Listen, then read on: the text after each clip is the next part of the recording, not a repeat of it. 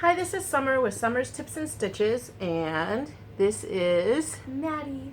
She is home sick. Doesn't she look so sick? Just teasing. But more so, she was sick this weekend. She's 10, so I don't have the puke stories that I had from Flynn. But I just figured give her one more day and at home so that we don't have that same thing with Flynn where we send him to school and then he went back to school, or then the next day he was puking again. Just give her one more day of resting, right? Okay. Let's see here. I am going to talk about the crochet and knitting that I did this weekend, and she'll hold things. Okay, so the first thing I did is, as you can see, I have my bags of whips over there, is I finished up more, so here, you ready, Maddie? You can hold that up. I finished up, as in I used up the rest of my yarn for this shawl. Here, you can hold it again while I look it up. I don't remember what it's called. I don't even know why I'm looking, because if I recall, I can't say it. Right? It's one of these weird ones. Wait till you see it, Maddie. Irigenia. I think the thing that gets me confused is the I in between the R and the G. There it is. Irigenia. I should have looked up somebody else's video about it, heard them pronounce it, and then I would have had it right. So I went to Joann's and Walmart to try to find this specific ombre. Do you want to hold it up again? This is a teal ombre, and all my Walmart has is like a light blue one. If you remember a while ago, I did a V-stitch wrap out of it. So this is what I did. I bought this yarn because I feel like it kind of matches that darker color, and because I'm on the darker for the bottom, okay, you can put it now, babe. I'm going to just do it a little bit more with this. Yeah, I think that's a perfect match to that darker shade right there. I don't know how many rows I'm gonna do. I'm not gonna go all around to that frilly border, but if I do too many, then it's gonna really make the pattern look weird, so I'll see. But I bought this yesterday evening. So I finished this Saturday, and Sunday I headed over to Joann's unattended. My husband was sleeping from working nights. The kids were at home. I just snuck out at 10 o'clock and went there, and I bought this. Okay, so that is Irigenia, but otherwise it's pretty good. If you're a thin lady, a small petite person, this is a great size for you. I think the thing that I also feel like I should have done different is the pattern calls for a 4.5 hook, and that's the hook I used with this worsted weight yarn. I really wish I would have used maybe an I 5.5 or a 6, because this is real stiff. Obviously washing and blocking it will loosen it up, and maybe I'll be happy then that I didn't do too loose of a hook or a bigger hook, because then it would have been way looser. But right now it's beautiful, but I feel like maybe I should have gone up a hook size. So we'll see. But that is what I finished on Saturday, but it's not really finished because, like I said, I want to put a few more rows on with that. This is Red Heart Real Teal. So it matches. Real Teal and Teal Ombre is what I'm working on for that. Then, wait, wrong bag. This bag is my knitting. So I got to town and I started working on my knitting. This is my Jane Wynn bag. And I think, did I order this from Claudia? It says Summer's Crochet, yay. I ordered it because I had summer on it. So here is my knitting project, and then I'll tell you how it's been going, how I got to this point. This is where I'm at. So I frogged it all, went back, and then I started it again. And I did the trick that many of you talked about, where you wrap the yarn around the needles. And because these are real small, I really did have to stick to that 10 and then pull it out. And then I just add a little bit extra because it's at 96. I'm trying to get it so that you guys can see the pattern without sliding it off. And I got to town. Here's my ribbing, and then here's the pattern. you can sort of see there's like this like meshy part here and then some rows. So with the first time I finished the ribbing, and then I did the first 2 rounds, and then I realized that I was doing it wrong. Instead of doing SSK, yarn over, knit 1, or I was adding an extra knit.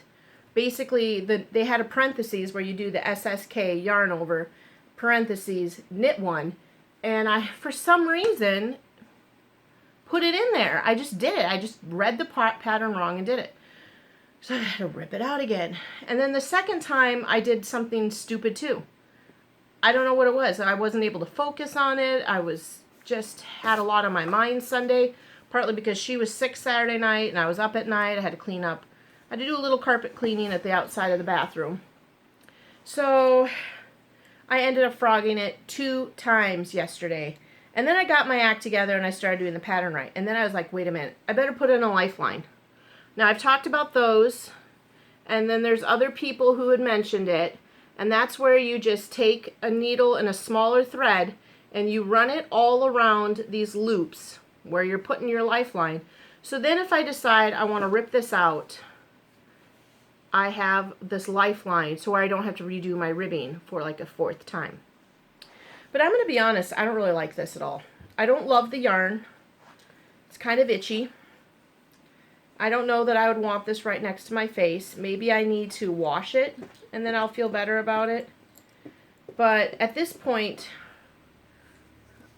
there's these, I think this is the inside of the work. Look how pretty those like weird like lace, and then there's some rows. My stitch count was going great until the last couple rounds, and then all of a sudden when I'd get to the end, I'd go to knit 7 and I'd only have like 6. So then I was like, in crochet, I know how to add another stitch. I just do another stitch in that hole. Bam, I'm on the right number. Let's go from there. But on crochet or knitting, I feel like you have to, I could have knit front and back. Is that how you add an extra stitch? Because I know if you do a yarn over, you end up with a hole. So I was thinking, wow, maybe I just thought of that now. Maybe if I would have knitted front and back, it would add a stitch. So currently, this cowl is 1 stitch off from like maybe about here, this row on. And I just thought, well, you know what, I'm just going to go with it. I think if I were to make this cowl personally, I would want to choose a different yarn from back there and make it, and maybe use this yarn for something else. I don't know. But it does look really pretty. I love these pinks together, and I love how the light pink and the dark pink are all mixed in there. But that's really what yeah, that's what I'm working on. I'm about ready to start the next section of the cowl. It's a different pattern set that they want you to do, and then they want you to repeat those 2 pattern sets 1 more time each. And I'm like, I kind of want to be done with this knitting project. I don't want to keep working on it. But I'm working on it. So, because I need to do my knit crates, I actually really would like to stop knitting and just crochet something. Also, going back to the Urgina, I don't know, this shawl, I decided I'm going to make another one. After I finish this, put a couple rounds on with the teal, I'm going to make another one, and I'm going to use my new mandala cake here. I think this one will make it nice. And then I'm going to stick with the 4.5 hook. This is Griffin. I actually have a kid in my class with that name. I was thinking that. And this yarn is cuter than him. Ha ha! I'm just teasing. Doesn't that sound horrible? But yeah, I think I'm gonna use this for my next one. But that's what I have going here, friends. This is kind of a short video because, like I said, my daughter got sick last night. And then I'm having some dental issue right here. I feel like this side of my face looks a little more swollen. And I started having that pain that I had in my mouth back in July. And then the oral surgeon, he gave me a surgery. He dug around in there, pulled out some tooth chips, he claims. And then my tooth started hurting. This back area started hurting again. And so I called him right away, 8 a.m. I'm like, can I get in there? I'm having some discomfort. And he's like, yeah, I'll squeeze you in. He said there's nothing there. The tooth in front of it is fine. There's no cavities. There's no root canal that needs to be done. There's nothing in the hole where the wisdom tooth was. He's like, there's no blood. There's no infection. He poked it a few times to see if he could get something to come out. He's like, there's nothing. He's like, all I can say is, he's like, I feel like this muscle, and he called it a word. He called it it started with an M. He said it wraps from underneath your tooth all the way around up to here. He's like, this muscle must be having spasms. He's like, you have too much stress. You're clenching your teeth at night. You have a little bit of TMJ, because he also measured how big I can open my mouth. And it was apparently a little small. And he's saying that that's what's wrong, is that this muscle here is sore and it hurts, and that's what's causing all this pain. And I need to take some ibuprofen, I need to put some hot pressure on it, and I need to get some stress relief. And I'm like, well, I would. Crocheting is my stress relief, but I got to work all the time. So I don't know. I don't know if that's true or not. I'm going to try it, and if it still hurts, then I'm going to go to a different doctor. Good news, though, he didn't charge me for today's visit. He said I was a hypochondriac. No. No, he nicely said that. He's like, you're fine. You can just go. But, I mean, I'm telling you, I'm feeling something here. And when you have something you're feeling, you need to go to the doctor. And so I chose that doctor. We'll see. It hurts real bad right here, too. So that's about it. That's all I have for today. I wanted to give... Oh, shoot, I forgot her name. I was going to give a shout out to another YouTube channel, but I can't because I can't remember her name. I want to say it was like Cozy Crochet Crafts. Cozy... I should do her justice and just wait till Thursday and tell you more about her. She has a few tutorials she's just put out. She sits and chats about her crochet, and then she's starting to do... I'll put a link in the description to her. Cozy Crochet. Cozy Crochet. I don't know. I feel like all these YouTube names start kind of like blending in together. But I liked her videos. I did a lot of watching videos on Saturday. Sunday I did not get to do that because I had a little cleanup to do. We had a birthday party. Maddie was sick. My face was hurting. I was knitting. Maybe the knitting stressed me out.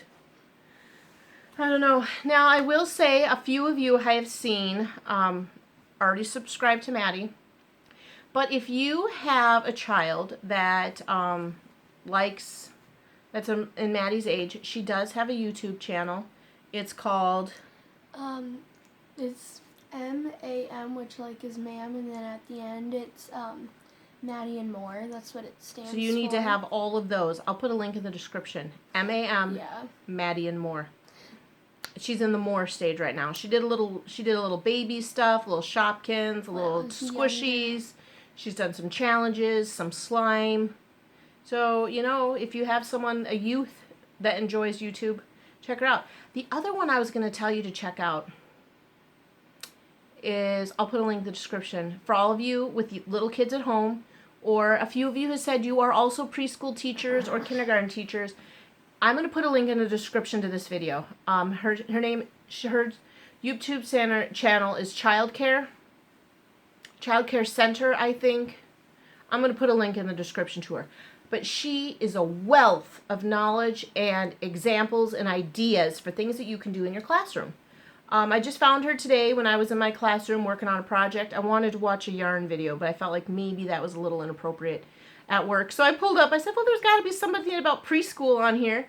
And she has got hundreds of videos about different fine motor activities that you can do, coloring activities, painting activities, and things I never thought of. Easy, fun things, like how to make Jell-O paint. Paint out of Jell-O. I mean, golly. So I'll put a link in the description to that gal. She does sell some of her stuff, so don't feel the pressure to have to buy anything from her. You get a lot of ideas from her videos without buying things. But those of you that have small kids at home or are preschool teachers, a few of you that said that to me, check her out. I really liked her videos. And then maybe check out Mady and more. M.A.M. Yeah, and I'm also... Which also was one of her favorite Passy brands when she was a kid. What? M.A.Ms were your favorite passies. What are M.A.Ms? That's the brand of the passy. Oh. Just happened to be her favorite passy. I'm gonna post a YouTube video today. So when we're out and about, it's gonna be uploading. So yeah. Yeah. Well, do you think we have anything else we need to chat with these folks about? I don't know. I don't know. I just watched Z's video while I was waiting for my phone to charge. She went to Walmart and got a pedicure. I would like to do that instead of the plans that we have for today. And we got Boy Scouts tonight. Well, I guess that's all. Thanks for watching and subscribing. I am totally making, I'm going to make a Valentine's video. But it's not going to be on Valentine's Day because I've got so much to do on Valentine's Day. It's probably going to be like a Wednesday night video that I'll upload. But that's when I'll see y'all again on Valentine's Day. Thanks for watching and subscribing. Like and share my videos. Hit that notification bell so you can receive a notification every time I upload a video. I don't usually say that stuff, but I thought I would today. And maybe also in the next video I'll have my paint box yarn. Ah!